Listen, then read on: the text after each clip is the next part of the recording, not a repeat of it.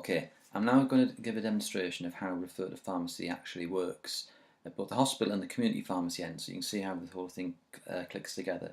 So when you log in, you're faced with entering the patient's hospital number. Now you can either type in the patient's hospital number or use a scanner if you're using mobile devices. Doing that immediately sucks down all the demography from the PAS system. You can see more if you wish. More is actually captured and it's displayed to the community pharmacists, such as the GP details. There's a consent statement, which in English you maybe don't have to read verbatim, but it has been translated into different languages and others can be easily added. The ones that are in the system have actually been validated for accuracy. I'll put it back to English there. If the patient doesn't consent, then we like to know why, because it might be we need to change our approach to how we talk to patients and approach them. In some cases, in special cases, the patient may not have the capacity to consent. Maybe they're a care home resident with dementia, yet it's in their best interest to share that information. Most people are happy to consent and we consent in that way. Now we can see there's no referrals actually on the system for this patient. You can delete an episode at any time you wish, but let's make a new referral. You're immediately faced with a palette of options. There's the new medicine service with the different drug types, long-term conditions and drug types. And the drugs for each which are eligible are shown there. If I pick a different category, you'll see a much longer list. It's basically everything from the BNF that's covered by the service specification. And again, it means you don't have to remember which conditions and which drugs are covered. You can't refer someone who's ineligible. There's the different types of medicines use review, most common being the post-discharge. Then we've got the high-risk medicines, the respiratory MUR, and finally all the different cardiovascular ones. And again, you didn't have to remember those because the different conditions are actually stated there. We've got information. There's a clinical trial, FP10, MDA, so people using methadone, Subutex for example, feeding tube patients, and this is the one which if the patient's gone to a new care home and they're no longer going to be looked after by a particular pharmacy, you can send this goodbye message to stop them dispensing for them. Separately, you'd want to send a care home referral to the new pharmacy so they knew about the patient and what they were taking. And if it's something that's not covered by that, it's mandatory to actually type something into that field there, so it's really clear to the community pharmacist why they are being referred.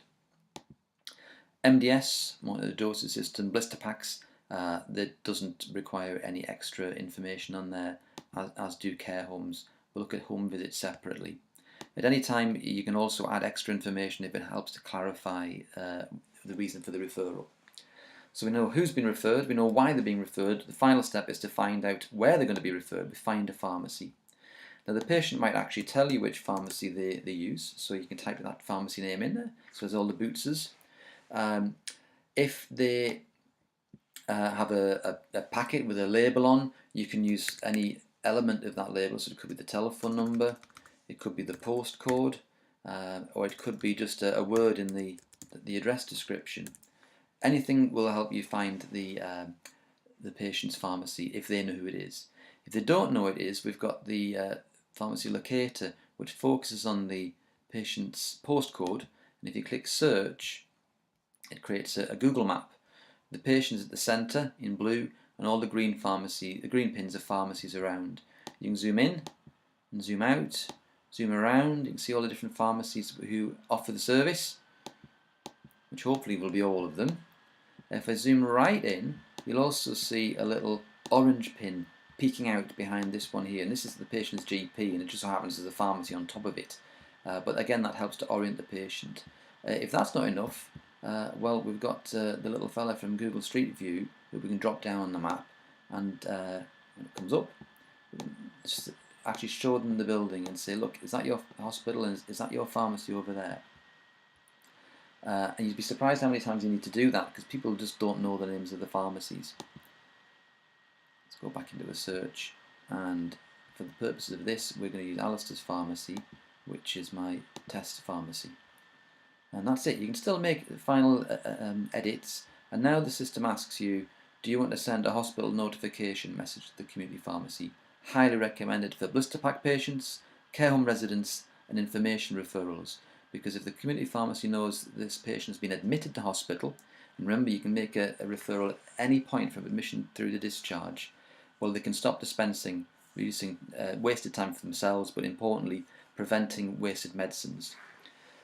You'd click no if there was no good reason to tell the community pharmacy about the admission. It might be you only want to tell them when the patient is discharged, so it might be someone who's a new onset MI, and there's no need for the community pharmacist to know about the potential for someone coming to them until they actually come to them, or you can cancel the referral.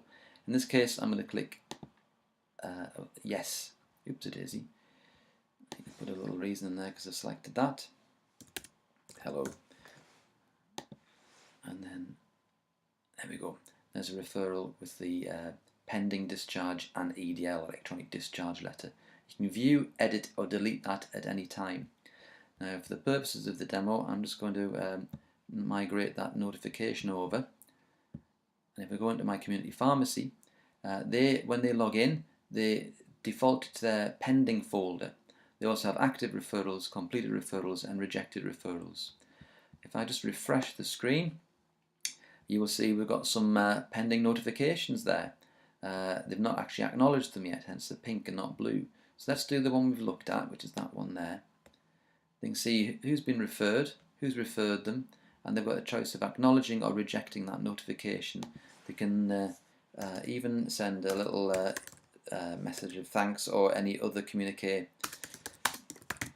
back to the hospital, so we'll acknowledge that. We go back to the hospital, you just notice there it's gone from pink to blue, and I migrate that back in. Then if we now looked at our patient, so type them in, we can see if we viewed that there's a little message come back again. Now the patient's referral sits in limbo in the system waiting for the signal from PAS to let it know that the patient's actually been discharged and to release the referral to the community pharmacist. It also checks that the electronic discharge letter has been completed, and if it hasn't it'll let you know, so you can make sure that takes place. Let me just migrate our patient out. So we're doing a pretend discharge. In the real world you would not need to do this because it would happen automatically. We'll go back into my community pharmacy now and then refresh their screen. There we go. Patient 2384 has been discharged, and we are now seeing it's gone pink again, so we can now view that. Same information as given as before. They can either accept or reject the referral. If they reject it, we want to know why, and then they click confirm. I'm not going to do that for this one. I want to actually go back and accept it.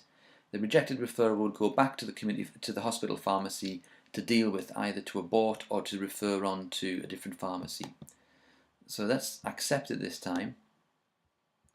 And there it is, 2384. When you view now, you have this link here which allows you to view the discharge letter. So the community pharmacist will receive exactly the same information at exactly the same time as the GP. It'll show diagnostic information, procedural and follow-up, which will help inform any conversations they have, and they might even be able to support any follow-up. It'll show, well, it depends on the structure of your letter, but it'll show what's been started, stopped and changed and why. And at the bottom we've got the table of the current medicines.